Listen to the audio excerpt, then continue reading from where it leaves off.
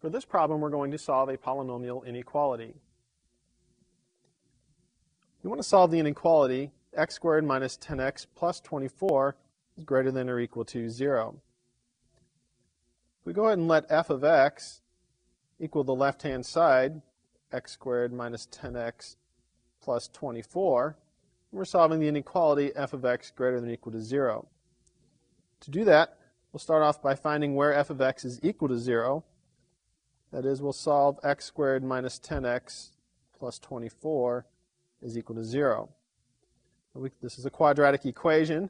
We can go ahead and factor this left side. We'll have x minus 6 times x minus 4 equal to 0. We'll set each linear factor equal to 0. X minus 6 equals 0. X minus 4 equals 0. And we solve these two linear equations. In the first equation, we'll get x is equal to 6. In the second, we'll get x is equal to 4.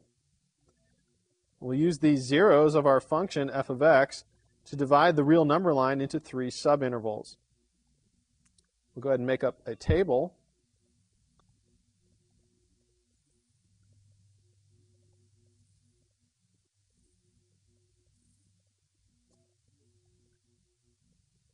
In our first column, we're going to write down our headings for interval, a number in the interval, the value of f,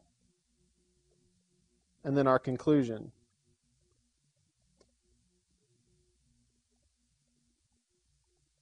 We're using the two zeros to break up the real number line. Our first interval will be negative infinity to the first 0, which is 4. The next interval will be from 4 to the next 0, which is 6. And then we'll go from 6 to infinity. We pick a test value in each of these intervals. We can pick any value in the interval, but it helps to pick one that's an integer and something close to the boundary so that it doesn't get too big. In this first interval, we're going to pick 0. So that's a nice number to work with. The next interval, we're going to pick 5. And in the third interval, we're going to pick 7. We evaluate our function f of x at each of these values that we've chosen. We'll get that the function in the first interval, when x is 0, is equal to 24. In our second interval, when x is 5, the function is negative 1. And in the third interval, when x is 7, the function is equal to 3. What we conclude then is on the first interval, the value of the function is always positive. In the second interval, the value of the function is always negative. And in the third interval, again, the value of the function is always positive. We determine that by the value here. This is positive, this is negative, and this is positive. That tells us the sign of the function over the entire interval. Remember, we're looking for f of x to be greater than or equal to 0. This chart, or this table, will tell us where f of x is greater than 0, that is, where it's positive. So we have the interval negative infinity to 4 and the interval 6 to infinity where the function's positive.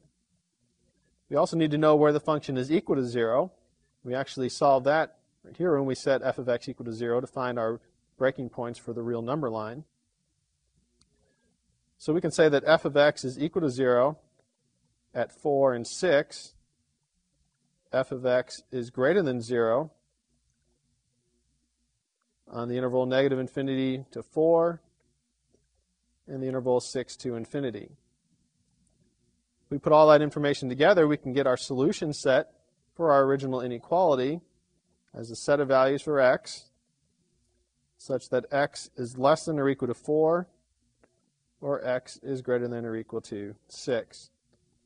We want to write that in interval notation. Use negative infinity to 4 with a square bracket, or 6 to infinity with 6 having a square bracket as well. So there's our solution set for the inequality x squared minus 10x plus 24 is greater than or equal to 0.